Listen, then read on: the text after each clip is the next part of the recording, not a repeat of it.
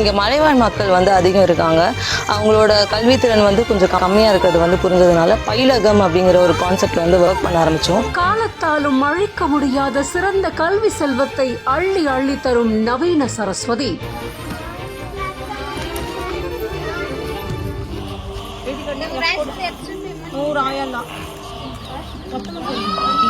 மலைவாழ் மக்களோட குழந்தைகளுக்கான கற்றல் திறனை எப்படி அதிகரிக்கணும் அப்படிங்கிறதுக்காக ஒர்க் பண்ணோம்.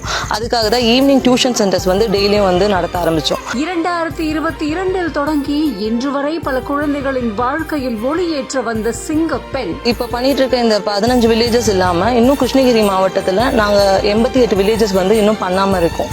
அந்த 88 வில்லேஜஸ்க்கும் இதை கொண்டு போனோம்னா அங்கே இருக்க ட்ராப் அவுட்ஸ் கம்மி பண்ண முடியும், கற்றல் திறனையும் அதிகரிக்க முடியும். பட்டம் பெற்ற பெண்களின் வாழ்க்கைக்கு வழிகாட்டிய தெய்வதை.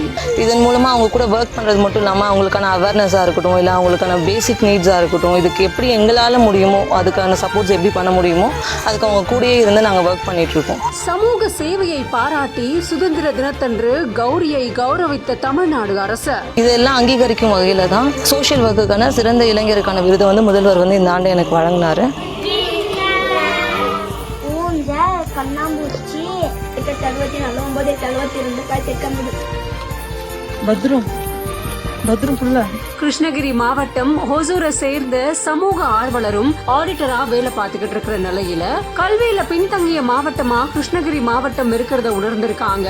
பழங்குடியின சமூகத்தை சேர்ந்த சிறுவர்கள் ஆரம்ப கல்வியை கூட முடிக்காமலும் ஆர்வம் இல்லாமலும் இருக்கிறத உணர்ந்து அன்பு செய்வோம் அப்படிங்கிற அறக்கட்டளை தொடங்கி நிறுவனரா இருக்காங்க இந்த செல்வி கௌரி. பயிலகம் அப்படிங்கிற தலைப்புல பழங்குடியின மக்களோட கல்வியை உயர்த்த நடவடிக்கையும் மேற்கொண்டிருந்திருக்காங்க. ஆகஸ்ட் 2 முதல் நலன் காக்கும் ஸ்டாலின், உங்கள் குடும்பத்தின் நலன் அரசின் பொறுப்பு.